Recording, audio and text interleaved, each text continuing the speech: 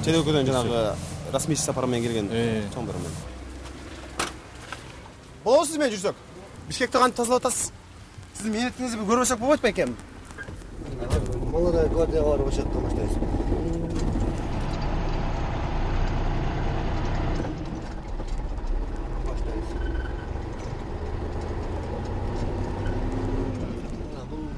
Раздатка. Бул насос. Муну кочкондо суу чачат. Чачпайт го анан?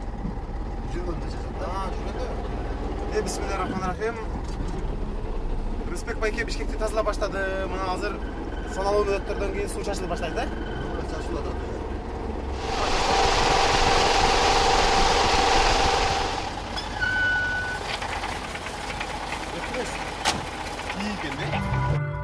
Бишкекте эле кооз жашыл шаар болгону таза эмес. Шаарды таза кармоо ар бирибиздин милдетибиз болуш керек.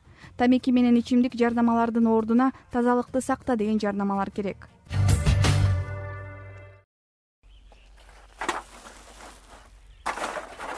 Булар өзүнчө.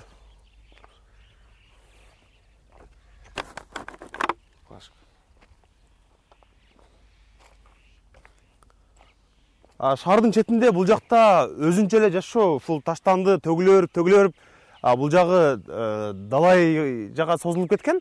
Бул жердеги иштегендердин айтымында орун жок, толуп калды, бирок ошентсе деле айла жок. Башка жактан орун болбогон үчүн дагы эле ушул жерге төгүп атышат. Жолбун иттер өзүңөр көрүп турасыңар, бул жакта ушул каргалар толтура. Азыр саат 11ден баштап атайын адамдар да келишет экен, 30-40 чакты адамдар келип, атайын момундай бул жерде бизнес жасагандар көп. Кыргызстанда ушуга чейин кайра иштетүүчү завод жок.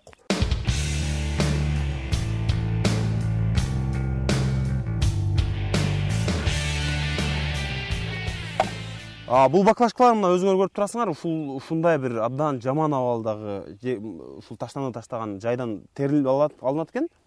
Муну азыр бир сыйра жууп туруп эле базарларга өткөзүшөт. Биз болсо буга кайдан билебиз? Сүт алып ичебиз, айран алып ичебиз. Германияда таштанды таштоо боюнча мектепте атайын сабак өтүлөт. Жөн эле окутуп койбой, таштандыны кантип, каяка таштоо керектигин ар бир окуучуга көрсөтүп, үйрөтүп чыгышат. Тазалыкты кармоо боюнча жаштайынан окутуш керек. Бул жерде өзүңөр байкап атасыңар, жолбун иттер, карга кузгундар, анан могу жакта түтүп атат. Бул жерде бир 2 мүнөттүн ичинде биз чыдай албай калдык. Адам чыдагыс жыт бар, бирок абдан таң калыштуусу ушунун эле мына саналуу метр, көп болсо бир 50 метрге жетпей, 20-30 метрден кийин эле момунтип үйлөр түшкөн. Бул жерде кимдер жашап атат, кайсы адамдар жашап атат, буга ким уруксат берди? Биз азыр ошол үйлөргө барып жашоочулар менен маектешип көрөбүз. Биз бул үйгө кирүүгө аракет жасап көрөлү азыр. Ээси менен маектешип көрөбүз. Чын эле могу жерде ушул жерге чейин жыт абдан жыт келип атат. Кантип жашайт? Бул жерге ким уруксат берген? Сүйлөшүп көрөлү. Эгер иттер тоскоолдук кылбаса, бул жерде азыр биздин эсептегенибиз боюнча 1 2 3 4 5 6 7 8 ит бар экен. Көрөлүчү. Мына күчтөрүнөн коркот да. Бул жерде өзү жок, атайын бул жер ушулдай свалкада. Ооба, гаражга свалка. Бул жерде сизге уруксат барбы же жанагы? Бизде эч кандай уруксат болгон эмес, просто элди алдап келип отургузган бул жаккачы. Сатып алгансызбы жерди? Жер сатып алганбыз, баардыгыбыз эле. Же жанагы жаңгонуштарда басып алган го көп эле. Жок, булар деген мындай захват болгон жер экен, анан бизди алдап алып келиптир. Ар бир жерди $1000 сатып алганбыз. Бала чакаңыз барбы? Бала чакам баары эле бар. Жыт үйдүн ичине кирбейби? Кирет да кирбей да коебу. Ошон үчүн эшикти ачпайбыз. Ден соолукка кандай эмежи? Ден соолукка кандай, ден соолукка зыян да. Чын эле $1000 сатып аларда бир документ сурадыңыз беле анан жерди? Кыскасы мындай болгондо биз алып келгенде бул жерде мен келген маалда 2007-жылы бул жерде мусор жок болчу. Эмне кылайын деп атасың эми? Эми билбейм да. Үй мен болсом кетем деп отурам, сатсам. Сатсаңыз алабы эми бирөө? Ким алат эми? Документ да жок дейди. Анан эми тууган урук келсе мисалы, айылдан, Эч кимди алып келбейм бияка. Ошо да. Жашым эле келгенде мен дагы шаардан ары кетирем. Биякта квартирада жашайм деп эле эч кимге көрсөтпөйм. Үйүңүз каякта деп сурашабы? Туугандарыңыз? Айтпайм да үй салдым. Айтпайм. Ошо эми макул эже, эми ден соолугуңузду караңыз. Көчүп кетерсиз эми менин оюмча. Кетем мен деле бияктан ушул айла жолдо отурам да азырчы. Жок, мына жашасаң мусор жыты келбейби экен байке? Жыты келбейби экен деп сурап койдум да, жыты келип атпайбы аябай? Жыты чейин калды. Неге? Өзүңүз да жыттанып калдыңызбы? барам да андай чувство жок кандай буларда. Жок, байке, анан мен карасаңыз. Кой, Жок. суроо бере бербесиң. Жок, бул жерден кетип башка жака кетиш мүмкүнчүлүгү бар экен. Балким. Каяка кетесиң? Жакынча отурсаң. Биз барып кой бактында да кайып чыгып келип алдым. Эми жыт ушуна келсе да айла жок жашоо болот да. Башка жолу жок. Болду. Шеф, сиз бир оз карап койгоңузда бир кетип калайлы. Шаарды таза кармоо бул элдин маданиятына жараша болот. Мен азыр Лондондомун. Бул жакта деле Пакистан, Индиядан келген мигранттар жашаган аймактардагы базарлар кечкисин таштандыга толуп калат. Бирок ал дароо алынат. Лондондо атайын көчөлөрдү таза кармоо боюнча адамдар иштейт. Эл алардан корккондон эмес, өзүн сыйлап, шаарды сыйлап таштандыны көчөгө кыргытпайт. Лондондун мэри күн сайын жумушка велосипед менен эле барат. Башка адамдар кандай жүрсө, шаардын башчысы да ошондой эле жүрөт. Абзал Тырсыпайке менен маектешебиз. Тырсыпайке ошол бул аймакты бүт тазалаган көзөмөлгө алат. Көзөмөлдөйт. Менде бир мындай бир кызыктуу суроо пайда болуп атат.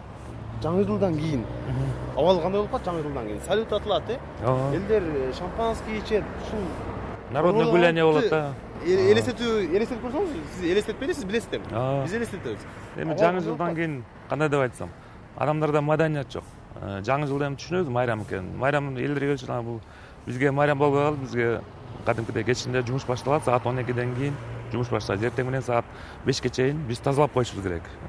Площадьты өзү көрөсүздөр, кар жаагандай болуп калат, свалка болуп калат да. Адамдарда маданият деген жок чын. Мына урна десеңер каалагандай урна турат. Андай таштабайт. Азыр эле жаңы жылга чейин жетпей эле мына День независимости келатат 31-июнь. Любой эле народный гуляние майрам болгондо площадька чыгышат. Базар кылышат. Алатоодан баштап мына площадьтын баарын ош базар кылып башат, соода кылышат. Айтсаң түшүнүшпөйт. Биягы Панфилов паркына чейин. Анан бери желек турат мына биздин Кыргызстан желеги. Флагштоктун жанына чейин, үстүнө чейин кирип алгандар болот. Түшүнүшпөйт да. Фотограф, соодагерлер кечинде 7ден кийин бияк соода. Биз түшүндүрүп жеткире албай атасыңарбы? Ооба, жеткире албайт. Элдерге айтсаң, элдер айтат. Биз революция кылганбыз. Анан причем тут революция? Ушул жерде адамдардын канча каны төгүлдү эле. Ушул жерден анан бул жерде борбор да, Кыргызстандын ойлойм да. Любой адамга келген визитный карточкасы биздин борбор болуш керек. Ошода анан митингдер болгон убакта да аябай кыйналсаңыз керек. Митингдер болгондо да ушундай газондорго отурушат. Суу ичет, анан ушул жерден ыргытышат, талкуулашат. Митинг болгондо кээде таш келип түшөт. Биринчи революцияны көрдүк, 2 революция, 3 революция көрдүк бул жерден. Уже элдердин баягы маданияты. Канча митинг көрдүк. Митинг болгондо эле оппозициядагыларды ушул жерден анан ооба, бүт ушул жерден болгон. Площадь талкуу. Японияда жүргөндө бир митинг көргөм да. Алар да жердин бир сатылышына каршы митинг кылышып, митингге чыккандардын баардыгы кайра мусорларды терип өздөрү пакеттерине атайын салып алып кетишкен да. Туура. Андай бизде такыр жок болуш керек. Жок. Ошо министрликте организовать эткен адамдар кичине маданият туурап баягы өзүнүн требованиясын койгондон причем тут чачпаш керек да. Үйдө албай адам үйдө жашайт. Үйдөн эле аял жыйнай берсе артынан биз чача берсек, ал аялды эле эч ким мактабайт го, сен алайда жакшы жыйнап атасың деп. Ошол болуп калды да, биз эле ушундай. Артан жүрөт мына дворниктер эртең менен 6тан чыгышат, кечки 5ке чейин жүрүшөт. Биз адамдардан сурамжылоо жүргүзсөк, баары айтышат. Урна жок болсо каяка таштайын депчи. Жок, урна бар. Мусор алган контейнерлер бар. Бүт жерде эле бар. Урна мына биздин эле Первомайский район боюнча 980 урна бар. Район боюнча, центрден. Урна жок деп айта албайт. Көрүнгөн жерде жанагы таштандылар таштаган чоң контейнерлер бар, жанагы специалдуу мусорный контейнерлер бар. Алар бар. Жок деп айта албайм. Гүлдөрдүн арасына деле таштап коюшат эле. Таштап коюшат. Эртең менен бүт бар таштап коюшат. Маданият жок. Бул жерде эми баары эле айылдан чоңойгонбуз. Бул жерде в основном площадька келгендер эми айылдыктар эсалышат. Көпчүлүгүчү айылдан келишет. Сүрөткө түшөт, биякты көрүшөт, биякты көрөт. Анан биз деле баары эле айылдан чоңойдук эле, бирок билбейм, маданият деген жашарга келгенден кийин баары. Эмне айтат элеңиз ушул? Кээде үйдө туруп алып бир кыйкыгыңыз келсе керек элдерге. Ооба. Анткени мен ойлойт элем, ушу жумушка алып атканда бүт айылдыктардын баары шаарга келген, жумушка келген. Бүт баарын через тазалап өткөрөт элем да. Бир 2 жума, 1 ай хотя бы 2 жума иштесинчи. Дворник кылып алып, андан башка жумушка киргизет элем да. Мен жашаган Кипр мамлекетинде атайын таштанды салчу арабалар бар. Таштанды арабага толуп калса, анда жашоочулар телефон чалып коюшат. Кызматкерлер келип дароо алып кетишет. Таң калганым, бул жакта таштанды тазалоочу болуп жумушка кирүү абдан кыйын. Себеби алардын айлыгы жогору.